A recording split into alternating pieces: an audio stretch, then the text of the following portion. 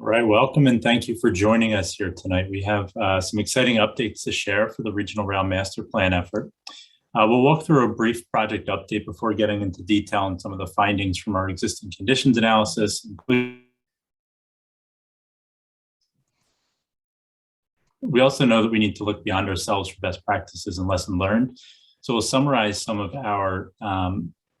the lessons that we learned from peers across North America and from around the world before wrapping up with a discussion on next steps. We have some representatives here from SEPTA. Christoph, I'm going to go 2 slides ahead. Yeah, thank you. We have some representatives from SEPTA here on the line tonight. I'm Ryan Judge, the Director of Strategic Planning and Analysis. We also have Claudia Leaf, who's a planning analyst here at SEPTA. And then we're working closely with Jody Holton and a number of other representatives from across SEPTA to make sure that we're moving this project forward in an inclusive manner. So the next slide. Reimagining Regional Rail is a part of SEPTA Forward, which is our strategic plan. It really sets a vision for one lifestyle transit network. And by that, we mean it's one that can be used for all types of trips throughout the day. Together with Project Metro and Bus Revolution, the Regional Rail Master Plan is looking at how we can bring that vision to reality to create a frequent, easy to use, and integrated transit system for our entire region, one where all of our modes work together to provide seamless and intuitive transit for everyone. So on the next slide, to help us with our Reimagined Regional Rail effort, we brought on Christoph Spieler from Hewitt-Zollars and his team to help us through this process and bring in expertise from around the world. I'll hand it over to Christoph now to introduce his team and then walk us through some of the existing conditions slides after a brief project update. Thanks. Yeah, we're really happy to be here and talk about this existing conditions work. We have a really great team here that's been working on this project. I'm at Hewitt-Zollars, and you'll also see Madeline Pelzel from Hewitt-Zollars speaking to you today as well. Another key part of this team is Nelson Nygaard. You'll see Teresa Carr in a moment. We also have portfolio associates doing outreach for us, as well as Connect the Dots, and you'll see a lot more of their work in the next round of outreach. And then we also have several other firms supporting us with the technical parts of this project. So we've done a lot of work. You have not heard from us publicly in quite a while on this project, but we've been busy working away. In the last round of outreach, we launched our first public survey and got over 5,000 responses. We've hosted 7 different pop-up events where we actually rode the train with a cart and met riders where they were around the system. We held a virtual public meeting. We analyzed and documented existing conditions. We formed a planning advisory committee with representatives from all of the counties in the service area. And we also formed a stakeholder committee with a particular focus on some of the neighborhoods that are underserved by regional rail.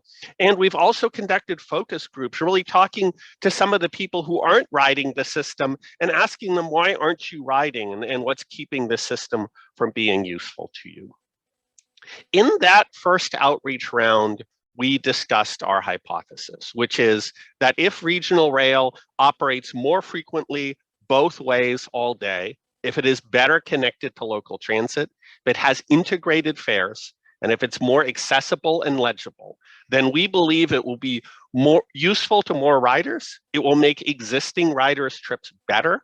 It will increase access. It will create a more equitable transit network, and it will benefit the entire region. And in order to test that hypothesis, we really have to understand the system we have today. Things like span of service and frequency, and the operational constraints and station accessibility and the fleet and the operating costs and the condition of the assets and the connectivity of the system and much more. And so that's what we're going to be talking to you about today. Teresa? Thanks, Christoph. And we now want to spend a few minutes going through what we found with the existing conditions of the system. To inform our existing conditions analysis, we've completed a data-based analyses.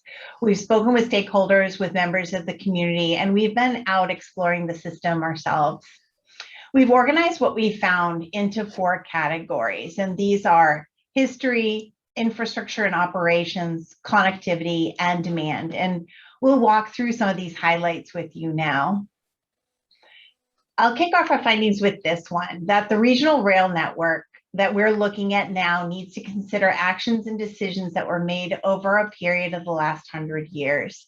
Through many investments and mergers, there are tremendous assets within the system between tracks and stations, bridges and tunnels, and some, like the Center City Tunnel, constructed within the last 50 years, but others of which are a century old or older, and this means continuous attention and upkeep. This map shows the system when SEPTA took over in the early 80s. The orange lines on the map show former Reading Company lines, and the red lines show former Pennsylvania Railroad lines. With some exceptions, the former Pennsylvania Railroad or Pennsy lines are south and west of Center City, and the former Reading Railroad lines are to the north and to the east.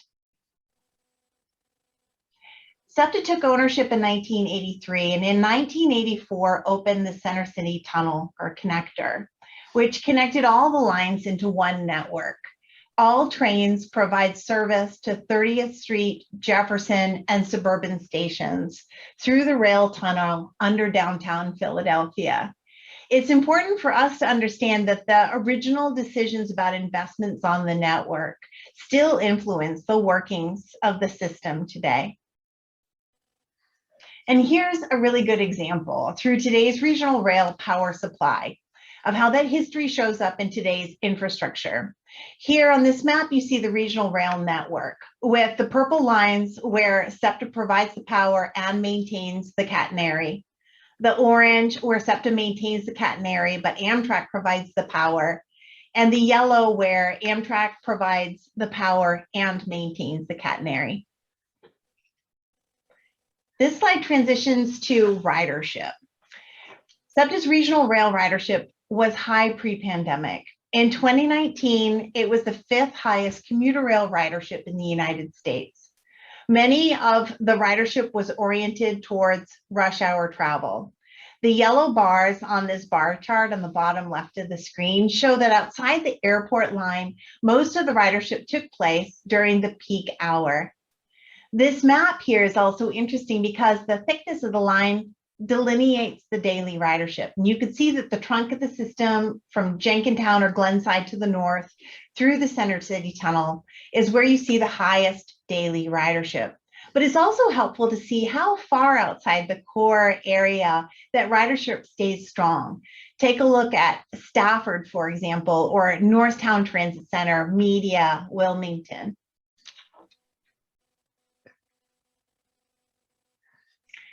The service undoubtedly has been designed for the work trip, from suburbs to Center City to facilitate 9-to-5 office jobs.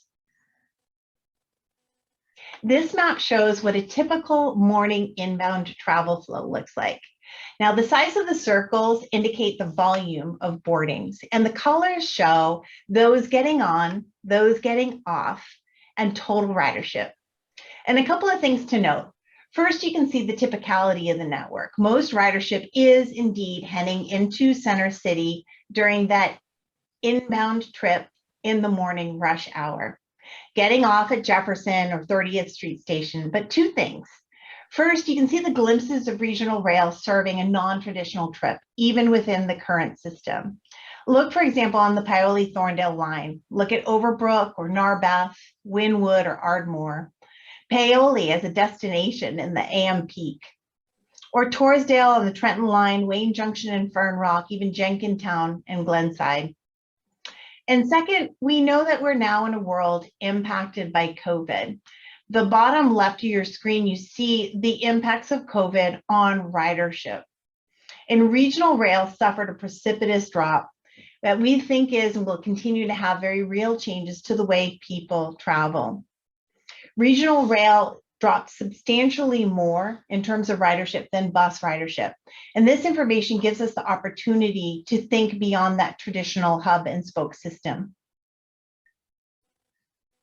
We looked at how people are getting around SEPTA today, and that's bus, it's rail transit, it's commuter rail. And a few takeaways are shown on this map. And let me first explain two things.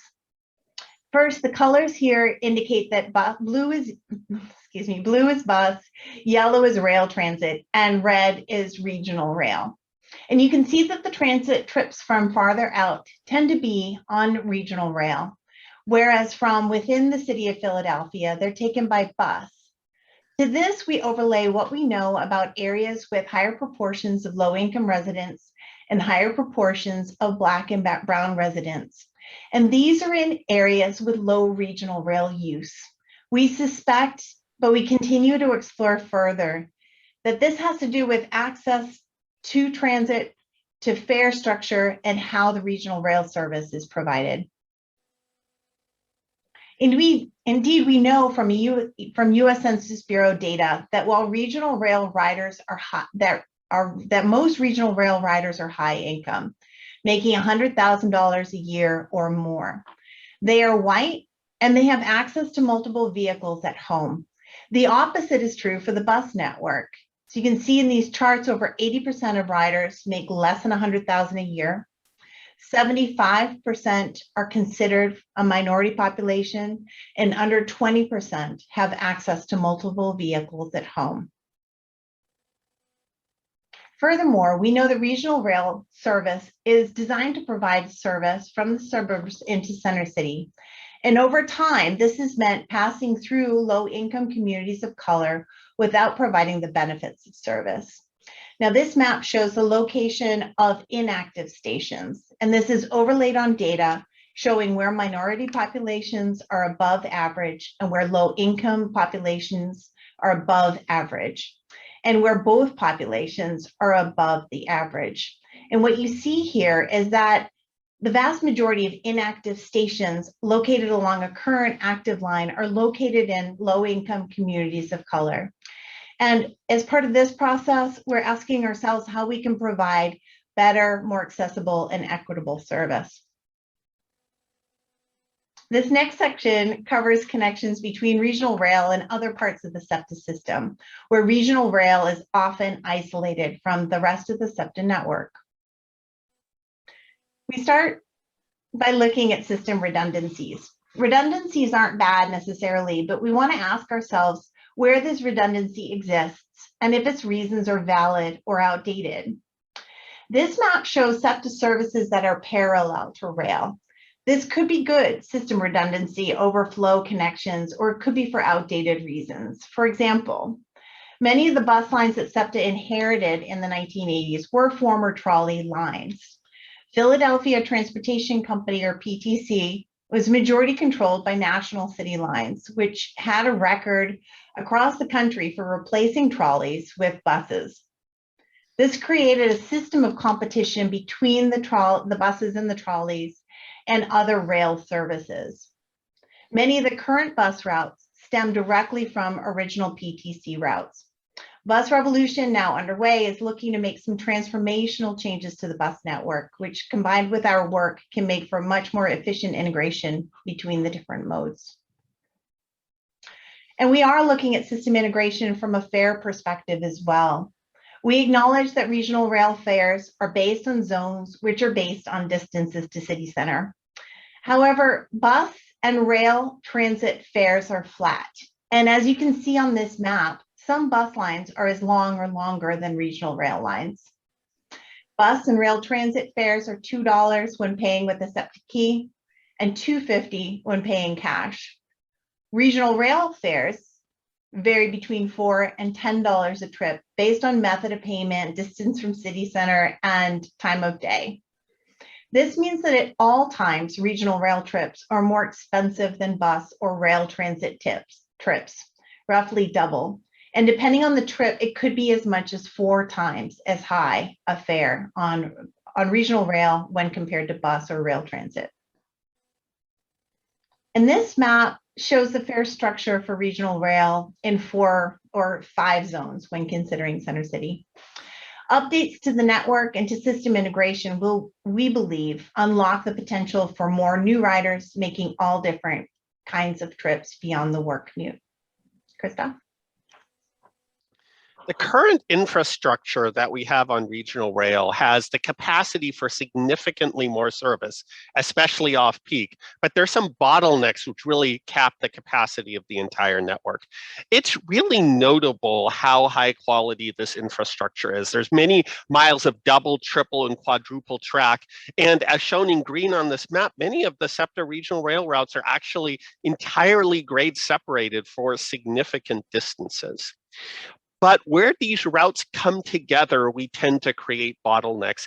In particular, these interlockings, many of which are at grade where multiple routes meet each other. Every one of them is a place where trains often have to wait for other trains. You can see what that looks like here. The way, for example, an at-grade interlocking means that one train is stopping for another train to merge in, the way single tracks do that, and the way even the configuration of stations mean that Amtrak or express trains have to get in front of a SEPTA train in order to be able to stop. There are infrastructural solutions to these, and there are interlockings on the system which are grade separated to avoid these kind of issues. There are real things about the system that work well. SEPTA has a lot of control over its operations because it does very little sharing of track with freight rail. For the most part, the major freight rail flows actually parallel but do not use the SEPTA tracks. But there are exceptions to that in Norristown, for example, or on the track to the airport. So as we've reviewed the network, we've identified these bottlenecks and looked at what's holding the service back. And we've looked at lots of things. That even includes things like the locations of yards where trains are stored overnight. One of the major bottlenecks is the fact that so many of the trains are parked in the center of the system, and at the end of morning rush hour and the beginning of afternoon rush hour, as those trains exit the yards again, that too is a constraint on capacity. Madeline? And when it comes to the stations, amenities and accessibility vary extremely widely.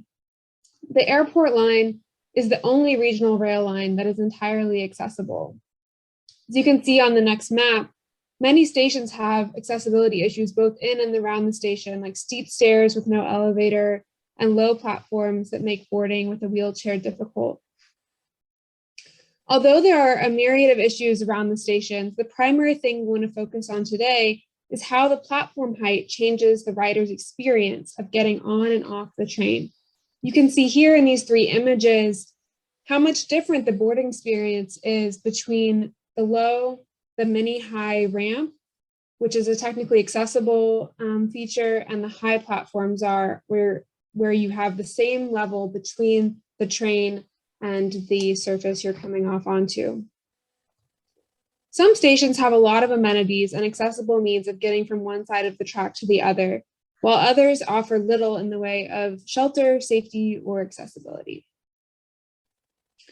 The regional rail fleet is old, and its replacement is a wonderful opportunity to improve the passenger experience and also the operating efficiency. SEPTA operates several different vehicle types, which affect accessibility and require different staffing levels depending on which type.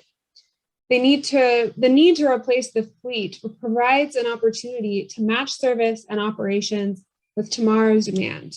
In our discussions with SEPTA's vehicle engineers, we heard over and over how important this upcoming vehicle purchase is and how the current stations affect SEPTA's options. The dedicated regional rail staff keeps the trains operating, but staffing capacity is also a limitation to growth and the types of service that we can provide. We saw when we were riding SEPTA Regional Rail on our trips to the system, how much the SEPTA staff do to keep the system running. When we were visiting the control room, we heard it's the human interactions that make everything at SEPTA work. And there are many jobs at SEPTA that require unique skill sets and training, and passing on institutional knowledge isn't instant. It takes time, which we've created a visual depiction of here on screen so you can kind of see how the different training timelines look. Engineers and conductors train together for the first 6 months and then split off as the skill sets diverge. Something that affects everyone every single time they ride the network is how often the train comes. how often you have to check the schedules to see when the next one is arriving.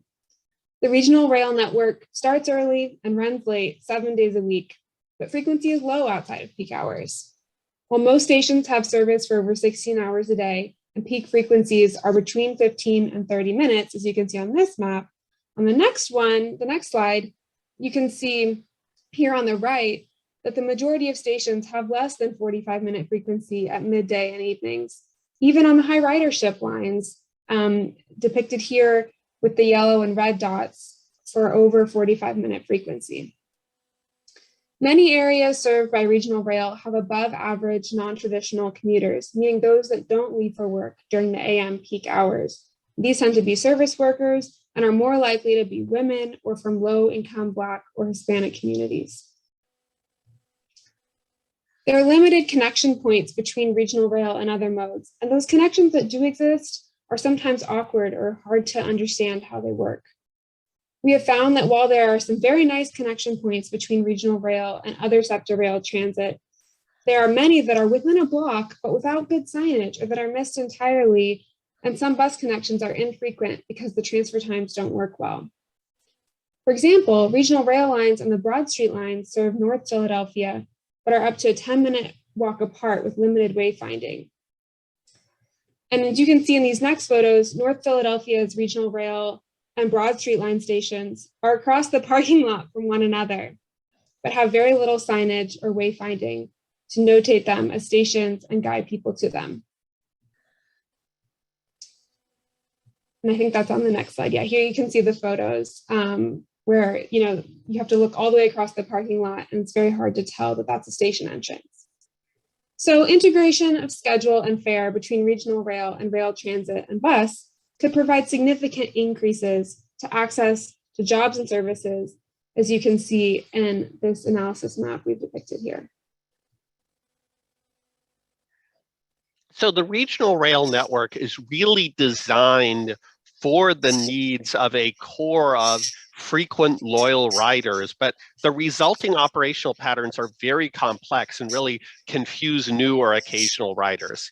Here's a good example of that. On the left is Chestnut Hill East, weekday service into Center City, and you can see that every train makes the same stops, but that's actually unusual across this network. Here on Norristown, the different colors represent different stopping patterns for different trains. You make the same exact trip every day, this does not affect you. But if you don't, you have to look at the schedule to understand which trains are doing what. And if you don't read the schedule correctly, you might find yourself on a train which bypasses the station you're going to without stopping. On the right, on the Lansdale-Doylestown line, you can see the extreme of this complexity. Now, there's reasons for all of this. There's history, there's specific schedules designed for specific traffic flows, and some of this is due to infrastructure limitations. But it is clear that this makes regional rail more difficult to use for new riders and more difficult to use for people who make different trips every day. This is also true for operating patterns to Center City. When the Center City tunnel first opened, SEPTA implemented a way of doing through running service that was designated by the series of R numbers, which were supposed to be two routes on both sides of Center City, which were connected into a single route. But over time, those patterns grew increasingly complex. And now there's really no systematic relationship there. This graphic shows really well how the lines going in on the left have varying numbers of trains connecting to different lines on the right. Again, this is a pattern which is very difficult to predict or understand, which means that through running service ends up being a way to use equipment more efficiently, but not really a way to facilitate regional trips. Regional rail is the fastest and highest quality form of SEPTA transit, but it's also very expensive to operate. So if you look at the speeds right here, you can see the kind of improvement in operating trips compared to buses, cases where it's 100% faster than if you take the bus. However, if you look at SEPTA's budget, you can see that we're paying for that. Regional Rail carries 12% of the riders and uses 28% of SEPTA's operational resources to run. This is a major part of the SEPTA operating budget.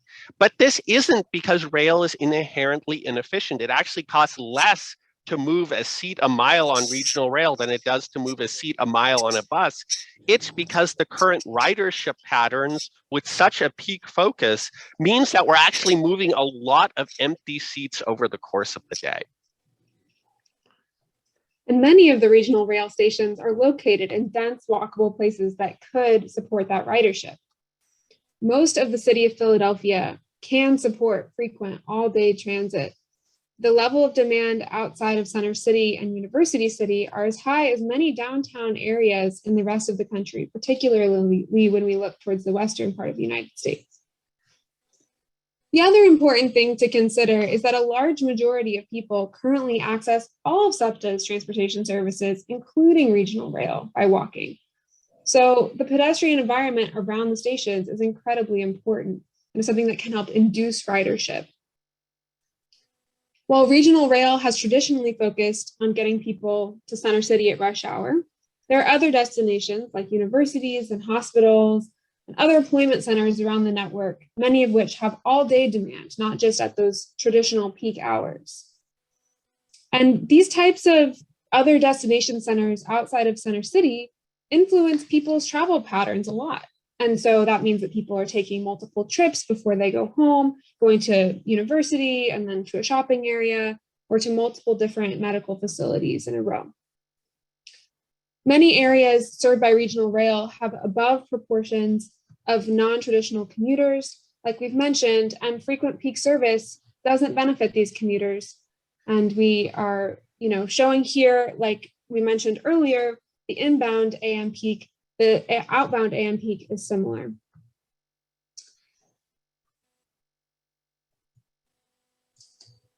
So as you can see here, the current service patterns dramatically favor work trips, which leads to work being the highest use for regional rail. So what we're putting out is what we're getting in.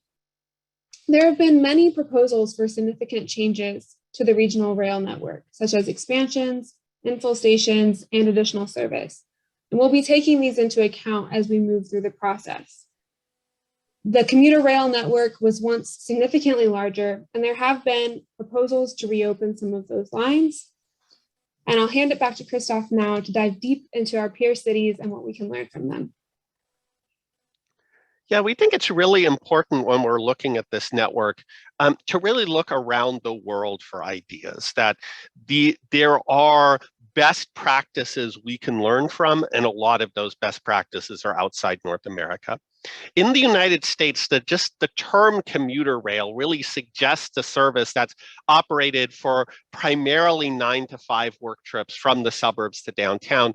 And it also suggests a set of operating practices that were inherited from steam railroads and have changed little since the 1950s. That includes those fairly complex schedules, it includes those large crews, and it includes that distinct separation from local transit we talked about earlier. In much of the rest of the world, commuter rail has been significantly modernized and reimagined to really be more efficient to operate, easier to use, and much more useful for many different kinds of trips. To put it bluntly, the rest of the world actually sees commuter rail as transit. And these kind of international examples show the range of what is possible. Berlin, for example, you can see the S-Bahn serving shopping areas, universities, museums, not just offices. In the Netherlands, you can see integration between commuter rail and intercity rail, including using the same ticketing on intercity trains as on commuter rail.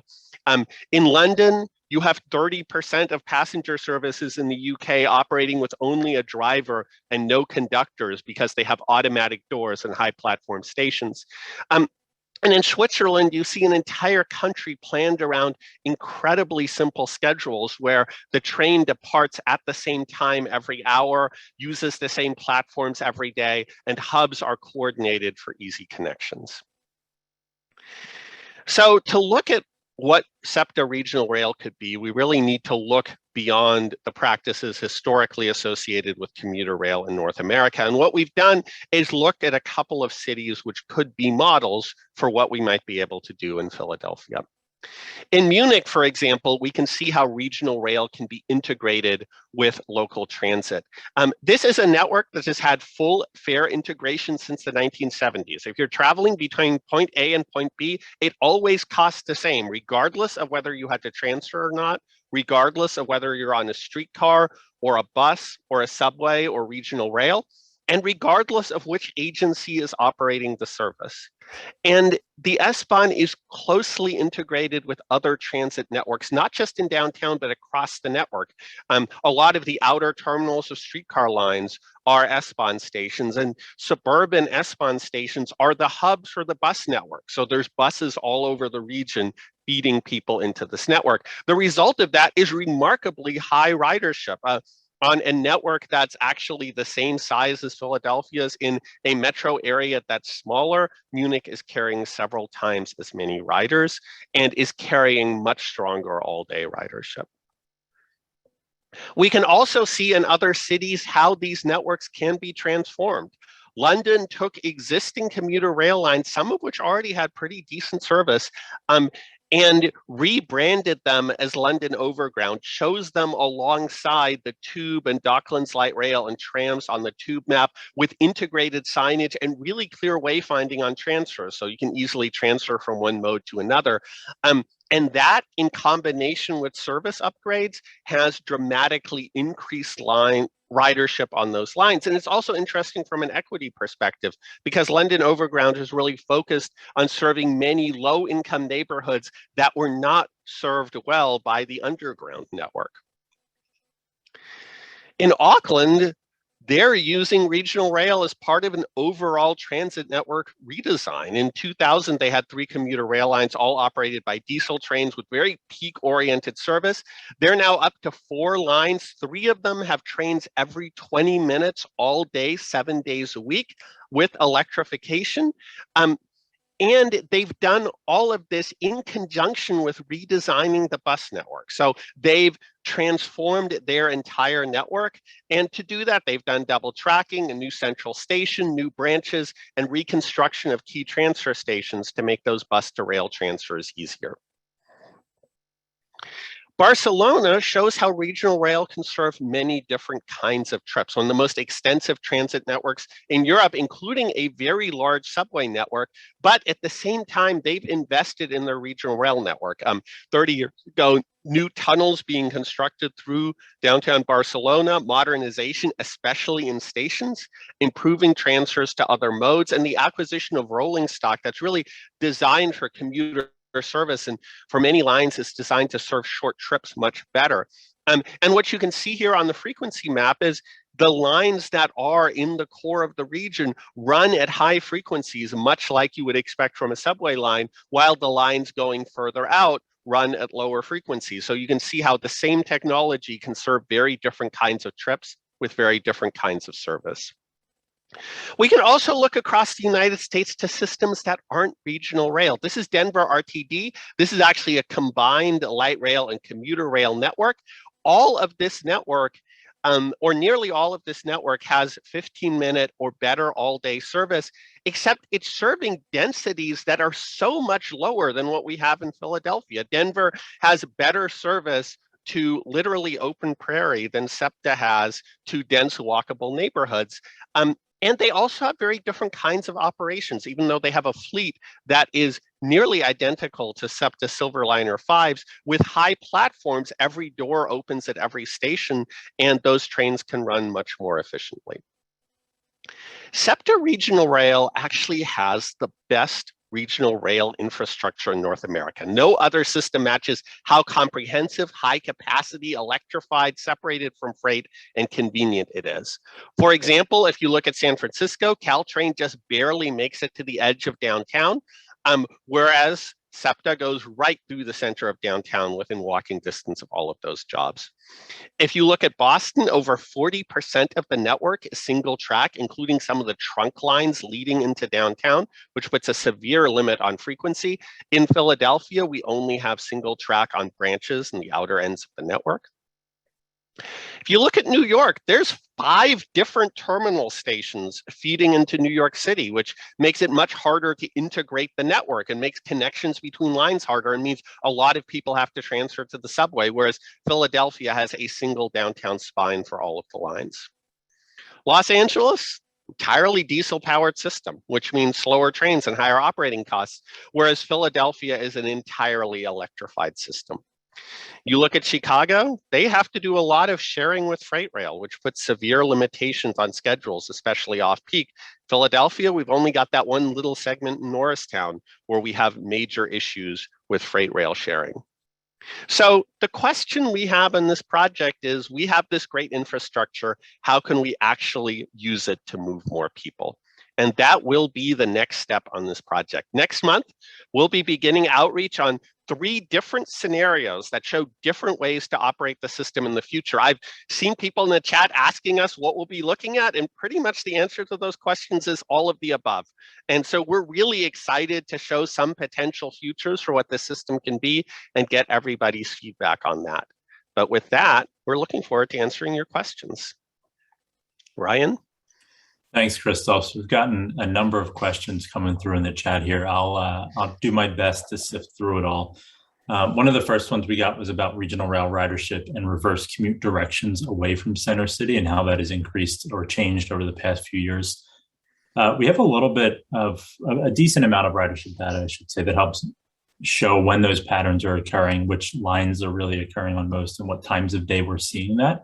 I think the best example of growth that we saw on reverse commute patterns was on the Norristown line between 2012 and 2017 into 2019. We saw a good amount of growth of people leaving Center City, going out to Conshohocken area and in that corridor in the morning commute. So it's something that doesn't quite show up as strong in those pie charts as that trend that was leading into what we saw today.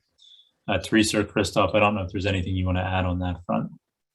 I think you did a great job with like the existing data that we have and the existing conditions that we're able to look at. But I did want to take this opportunity to talk about what we'll be able to forecast using the ridership modeling that we plan to use for this process. And that's to look at, you know, we've got the ridership, historical ridership patterns, but we also have the land uses and the forecasted land uses throughout the network. And that's really helpful for us to see how ridership changes and how ridership patterns change when we start providing a different pattern of service. And so I think we'll be able to report out on reverse commuting ridership behavior for our next phase of work. I'll also note another success story. One of the things we observed traveling around the system is the Temple University Station, which is one of the places where you really see a lot of ridership all day over the course of the day. That's a station that replaced a much lower ridership, much less convenient station, which originally had most trains bypassing it, and an example where improvements to service really led to that higher ridership for what's really a non-traditional travel market for regional rail. We also got a couple of questions in the beginning about coordinating regional rail changes with projects like Bus Revolution. The example of the bus connections at Torresdale was given, where trains and buses are both running hourly and the schedules don't always align. And I think that there might have been an answer in the chat to this question as well, but we are absolutely coordinating all of these efforts to go. It's not by happenstance or coincidence that we're doing the regional rail master plan at the same time that we're doing Bus Revolution. That is very intentional, so we can look at how all of our networks fit together to make sure that we're providing all the types of trips we can, because buses should complement regional rail and regional rail should complement buses, and all of them together should complement our metro system of subways and trolleys across our region. We know that ultimately when that system is integrated and fully working for everyone, that it'll serve the most people across our region. Yeah, I'll say one thing we saw making our trips across the region is there's people in Chester right now who are catching a bus to 69th Street in order to catch the L into Center City, that is a very long and very inconvenient trip. At the same time that regional rail stations are stopping right next to their bus stop and running direct into Center City. But the fare difference means you have riders for whom that regional rail train is not even an option. We also think there's people who don't even think of regional rail as an option. So we think that integration has huge promise in helping people's trips and making people's lives better. And I will add, I agree. And I will add that we have been coordinating with Bus Revolution on our, our goals and our objectives, the performance metrics that we use in evaluating the pros and cons of different, performance alternatives. We're coordinating in terms of the data that we're using, we're sharing information. So we really are putting front and center the integration of the SEPTA services for the region. And this was something that came out of SEPTA's strategic plan a year ago that's guiding all of these efforts and making sure that it's consistent, is that all of our modes are coordinated, and that ultimately it doesn't matter which mode it is that you're taking to get from point A to point B. It's about making sure that SEPTA is the first choice and as seamless as it can be and as intuitive as it needs to be to attract people. One of the things that we saw in the peer review that doesn't always come up in the slides that we walk through, and I think Munich's a really good example, is how integrated their systems are. The trams, the S-Bahn, the U-Bahn, they're all integrated and all of their services are used consistently across their region. One of the other peer examples or lessons that we saw from that peer review process was the land use around the stations. There were a couple of comments about land use surrounding the stations and the surface parkings in those areas. And I think that SEPTA's recent release this fall of the Transit Supportive Community Development Policy and program that's associated with that, to make sure that we're advocating and working with our partners across the region so that there's truly transit supportive land use and transit oriented communities. And that's making sure that things like the development around stations are oriented in a way that they support transit, that they support walkability, that they support bikeability. Those are really key things for SEPTA to make sure that our stations and our investments are going in the areas that they need to be going so that ridership comes along with it. And that's really driven and reinforced, I should say, by what we saw across the peer review. When you look at places like Munich or other parts of Germany, the densities aren't terribly different. But the communities around those stations and the communities that they serve are really designed in a way that they're not car oriented. They're designed around walking and biking to stations. They're designed around getting to a station, getting on a train that comes frequently, taking it a few stops down the line, and then walking into your destination again. In our region, many of those trips are made by the car right now. And we need to make sure that we're working with our partners across the region so that they're transit oriented and can support the level of service that we're talking about here. I'm curious, Christoph or Teresa, if you have anything else to add to that. There was a couple of points in there. Yeah, no, I mean, I'll agree with all of that. And I think this transit integration to me is one of the not immediately obvious things. You almost have to experience what it feels like in another city to know how good this would be. And one of the things that we've really noticed is how many places on this network there are near misses or even places which are full connections. Norristown is a great example. We've got a station directly next to a very busy transit center. But we've even got things like Wayne Junction, where people on the bus would actually have a faster trip to Center City if they were able to get up, just walk up the stairs and catch a train. And there's a lot more of those potentials across the system. And land use wise, we actually have a lot of things going for us in this system. We have a lot of stations that are, in the center of little small town downtowns with a lot of activity around the station. And I think historically that's almost been ignored. The emphasis has been on squeezing in as many parking lots as possible, but all of those little downtowns are real ridership potential. And as noted, all those dense neighborhoods that the trains pass through in the city, sometimes with stations, sometimes without them, there's real ridership potential there.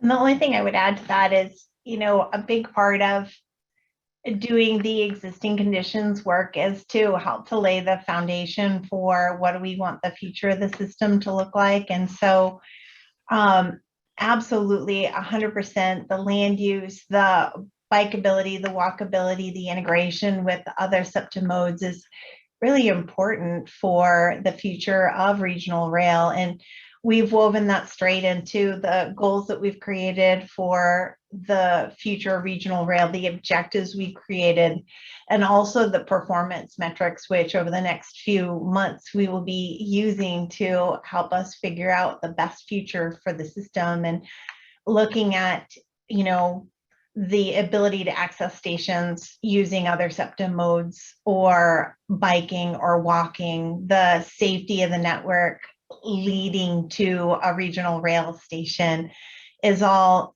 woven into that evaluation process. So we agree 100%.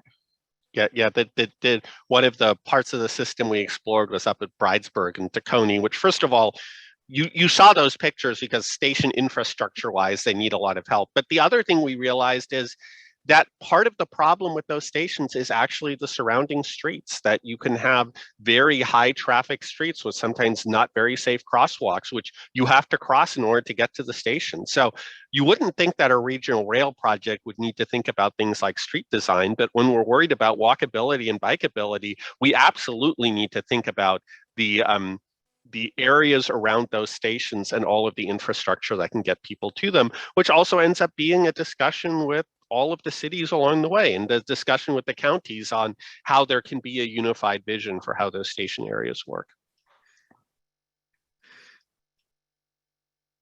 We got a couple of comments in the chat about establishing goals for frequency and service levels. So I think it's worth talking about the next phase, and then we'll call back to some other questions. But as we wrap up this existing conditions phase, what we've been doing is developing a series of scenarios. And as Christoph mentioned earlier, in May, what we'll be doing is releasing those scenarios and getting as much feedback as we can through every means possible on those scenarios. And they're really rooted in service levels and level of frequency across the system, with a series of trade-offs because we can't have everything everywhere. And what we're looking at is to get feedback on those service concepts across the system, and that will inform ultimately the infrastructure aspects that we're looking at and how we're prioritizing those things. It'll also inform the goals that we're reaching. So we have some general goals for the plan and the process that we're trying to accomplish, but the goals in terms of service levels and frequency and the outcomes that we're looking at are still to be determined by that scenario process. We want to make sure that that's set in a broad and transparent, engaging process with all of our customers and stakeholders across the region. And that requires us putting something out there for feedback and getting some opinions on that at that point. So Christoph, anything to add there? Yeah, I will say I've been watching the chat, and I think a lot of you will be very happy with what you will see in the scenarios. But I think this is a really important point. This system has a lot of very different conditions across it, and it has a lot of very different kinds of trips that we make.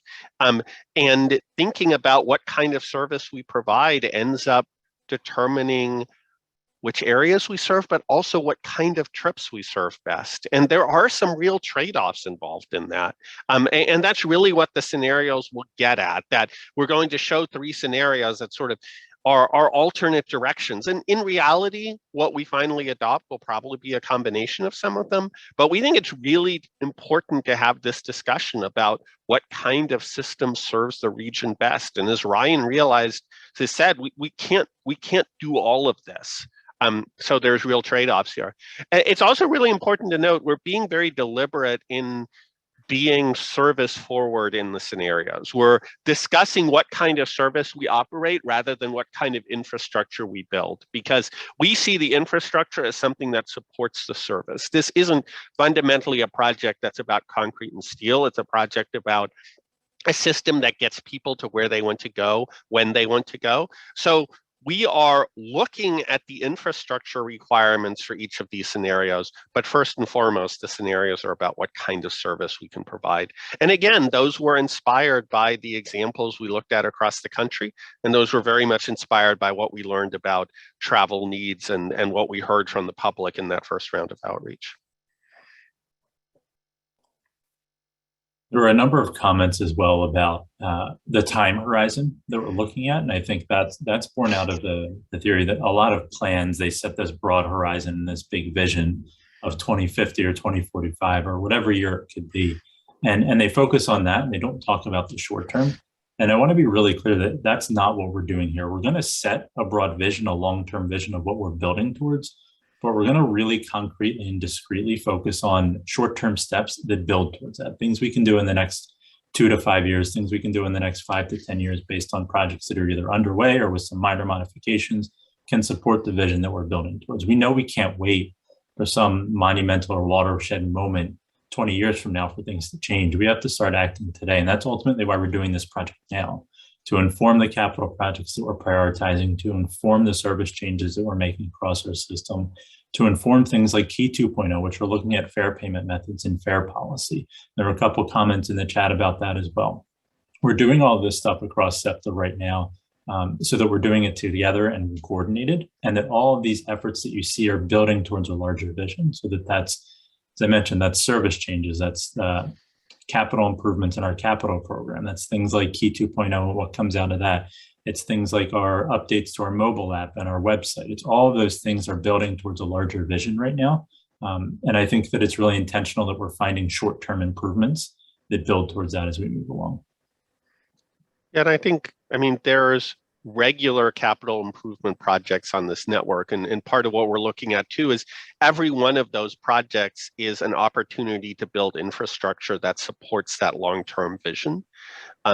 Even how you plan service. You may not have the infrastructure immediately to run, say, half-hourly service on a line, but you can start by building an hourly schedule which reflects the same, say, clock face headways principles that you want to adopt for that future schedule, so that, again, every schedule change can be a step towards that long-term vision. There's also a couple of comments in the chat about rolling stock and the impacts of Tier 1 and Tier 1 alternative compliance, and that's very much on the table. The example of Caltrans was given in their recent Tier 1 alternative compliance procurement. I think they just received one of their first electrified vehicles a few weeks ago. We're absolutely looking at what that means and the implications that that can mean for our service patterns. Silverliner 5 vehicles have really good acceleration and deceleration rates. The quarter point doors are the direction that we like to be heading. The Tier 1 alternative compliance obviously has different impacts on the weight of the vehicle and other things associated with that. It also allows us to identify some closer to off-the-shelf products from around the world, which has finance implications for us. So we're looking at that and talking with our peers at Caltrans and in other peer agencies that are looking at similar sort of discussions right now. So we're excited about the potential that has for us as we move forward. I will say that our vehicles, 2/3 of them, of the regional rail fleet, started running when Nixon was in the administration. So there is a bit of a sense of urgency as we go through and address this issue that we face. We also know that we might not have all of the infrastructure that needs to support certain types of vehicles today. So we're trying to find that balance as we move forward and figure out what we can do today in the short term that supports our larger vision and what we can do in the years to come after that support our vision as well. So it's a bit of a two-pronged approach, things happening concurrently as we move forward. Christoph, Teresa, anything to add on vehicles? No, I was going to add that second point. I think one of the things that's really exciting to me in all of the internal discussions in SEPTA is this realization that infrastructure and vehicles go together. Like in the past, this entire fleet has had to be a Swiss Army knife, where it has to be able to serve all of the varying conditions across the system. That adds complexity to the rolling stock, it adds complexity to the operations, it adds cost to everything. But if you look at today's network, for example, the airport line is all high platform except one station. You end up having to run equipment on that line that is tailor-made to that one low platform station. Maybe the solution there is to actually build a high platform to be able to operate simpler equipment. So this idea that the infrastructure and the equipment are related, I think, is incredibly important. And it opens up opportunities to start buying a different kind of fleet. But as Ryan said, it is going to take a while to implement this entire plan. So even as you're implementing new kinds of services and new trains, you still have older parts of the system with older infrastructure that you have to be able to operate around.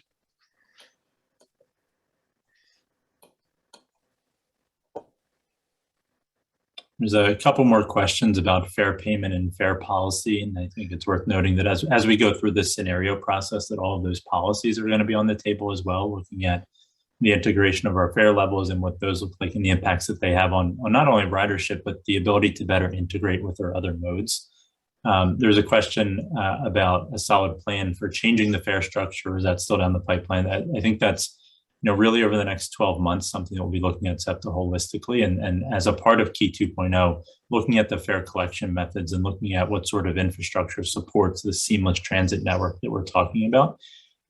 What our strategic plan, SEPTA Forward, really lays out is that we need to remove as many barriers as possible to that fare payment method so that it's really a much easier system. When we talk about the expectations of our customers in our region right now, and so you don't have to figure out which fare product is the best for you in that day, that you're really just showing up and getting on transit, that the fare payment part is really as seamless and as frictionless as possible. And that's the general direction we're heading. How that works out on each mode and how that works out in different types of station facilities is still yet to be figured out. But I recognize that that's really the question that we're trying to get at here. Christoph or Teresa? No, agreed. I think it's important to think about fares. Fares can discourage riding by their cost, but they can also discourage riding by their complexity. I mean, I was getting on the train at West Trenton the other day, and the fact that that station has no key card readers when the other stations do, like, for a first-time rider, that can actually be that kind of situation can actually produce a lot of anxiety. Like if you're walking into that station, you've never ridden the system before, you actually kind of have no idea how to pay, and that's really important, and that makes a big difference. It's the legibility, the intuitiveness of this, I think, is a big part of how we have to think about fares.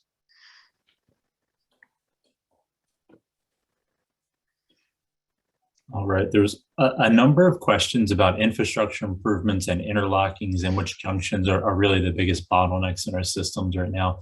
There's a couple of points across our system that really stand out. Frankly, that it's pretty much any time that a number of multiple lines come together. It could be the 16th Street junction on the north side. It could be the Southwest connection or Arsenal interlocking on the southwest side. Zoo interlocking was mentioned in the chat. These areas where a multitude of lines come together at grade really restricts a lot of our flexibility as we move forward. So that improving the speed of service through those junctions is a huge part of what we're looking at through this, particularly after the scenario process. So as Christoph mentioned, we really want which infrastructure projects we're focused on to be driven by the scenarios and the service levels that we're building towards. We don't just want to pick infrastructure projects. We want to start looking at the service that we're building towards and identify the infrastructure projects that get there. And there's another comment in the chat about organization before electronics, before concrete, the old German saying. That's absolutely the model that we're taking with this project as we move forward. I recognize we're kind of running out of time here, but there was one question in here that was flagged as the $1 million question about whether or not we're bringing back the R system.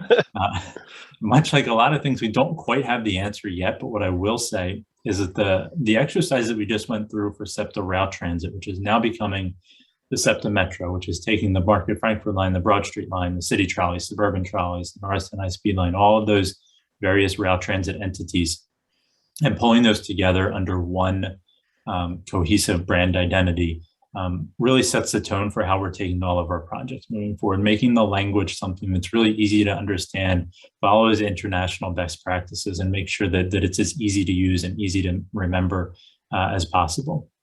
So I think there's that front of it. As we pull together the service scenarios and ultimately a preferred scenario this fall, that'll inform the best way to communicate about it. And we'll run that through a stress test process to make sure that the scenarios we're looking at can be communicated clearly and used clearly, because if it's not understandable, it's not usable, frankly, and people can't figure it out. It shouldn't be the secret to learning how to use transit across the region. It shouldn't be a learned language. It should just be something that's easy for everybody, regardless of how familiar they are with SEPTA or even the English language. So. Yeah. And I would say, like, in the last days of the R number system, you had trains which magically changed numbers as they passed through Center City. Like the underlying schedules had lost the simplicity that the R numbers seem to suggest. And to me, one of the lessons there is we have to think about the underlying service and the simplicity and legibility of the underlying service, because no amount of wayfinding or branding can make a complicated service easy to use. All right, we got a lot more questions in the chat. We'll sift through those and we'll put together some basic information, some FAQs for all of you, and put that online.